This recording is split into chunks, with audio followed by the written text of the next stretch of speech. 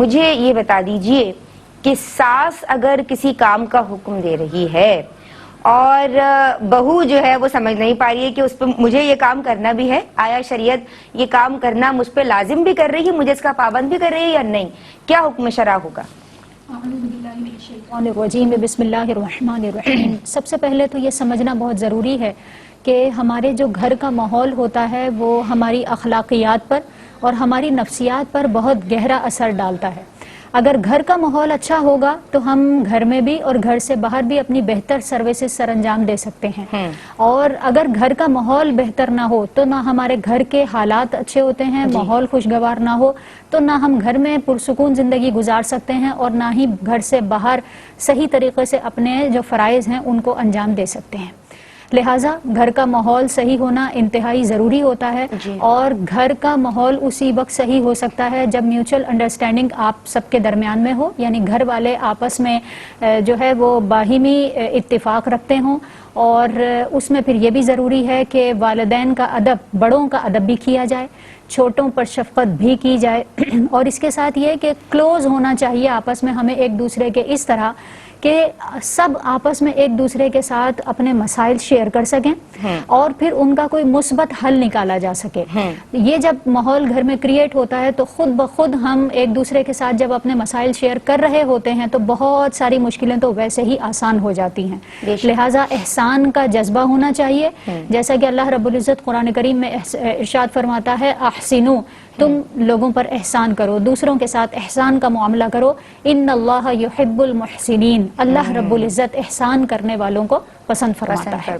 اور پھر احساس ذمہ داری بھی ہونی چاہیے،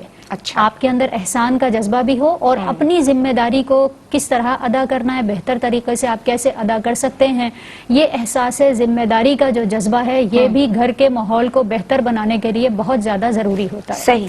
جہاں تک یہ ساس یا بہو کے حوالے سے تعلق ہے تو اگر ساس بالفرض کوئی حکم دیتی ہیں تو سب سے پہلے یہ سمجھ لیجئے کہ ساس چونکہ جو بہو ہیں ان کی سگی ماں تو نہیں ہے، لیکن بالکل ایسا بھی نہیں ہے کہ ان سے کوئی تعلق نہیں ہے، ظاہر ہے کہ ایک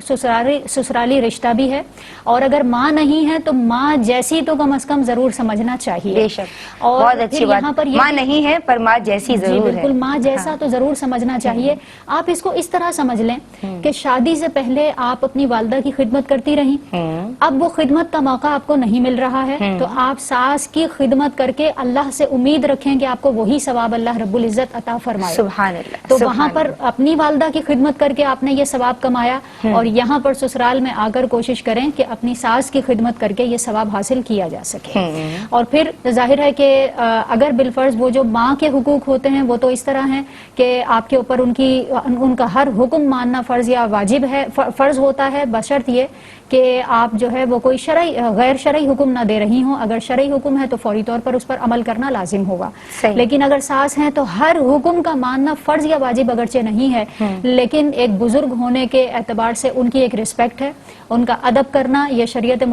مطہرہ ہم پر بالکل لازم کرتی ہے، کیونکہ ہر بزرگ کا احترام کرنے کا شریعت مطہرہ نے ہمیں حکم دیا ہے۔ لہٰذا اگر وہ کوئی کام کہہ رہی ہیں اور آپ کی استطاعت میں بھی ہو تو کوشش کرنی چاہیے کہ اس کو منع نہ کیا جائے۔ ٹھیک ہے، اگر وہ اپنے آپ کو بزرگ نہ بھی سمجھیں اور فٹ ہیں تو تب بھی آپ کو تو وہی کردانا ہے۔ بڑی ہیں نا، ظاہر سی بات ہے، آج کل برا بھی لگ جاتا ہے نا، میں تو بہت بزرگ سے مراد یہ کہ آپ سے تو بڑی ہیں، گھر کے تو بڑے افراد میں شمار ہوتے ہیں، تو بڑوں کا پھر یہ ہے کہ یہ بھی ذہن میں رکھیں کہ ہمیشہ کام کرنے سے ہی عزت ہوتی ہے۔ ہر فیلڈ میں جب آپ اپنی سروسز دیتے ہیں تو آپ کی سروسز ہی آپ کی عزت کرواتی ہیں۔ کیا بات ہے۔ پھر دوسری طرف یہ بھی ہے کہ جب جوائنٹ فیملی سسٹم ہوتا ہے تو یہ لازم ہوتا ہے کہ ہم مل جل کر کام کریں، اور سب کی ہی سروسز کی ضرورت وہاں پر ہوتی ہے، کہ اسی طرح ساس کو بھی یہ چاہیے کہ بہو کی سہولت دیکھتے ہوئے کام دیں، اور انداز اچھا ہونا چاہیے حکم دینے کا، اور اس کے ساتھ کبھی تعریف بھی کر دیا کریں کہ اگر آپ کا کام کر کے دیا جا رہا ہے تو کبھی کبھی وقتاً فوقتاً تعریف کا سلسلہ ہوگا تو کرنے والے کی بھی دل جوئی ہو جاتی ہے، تو وہ پھر ظاہر ہے کہ کام میں ذرا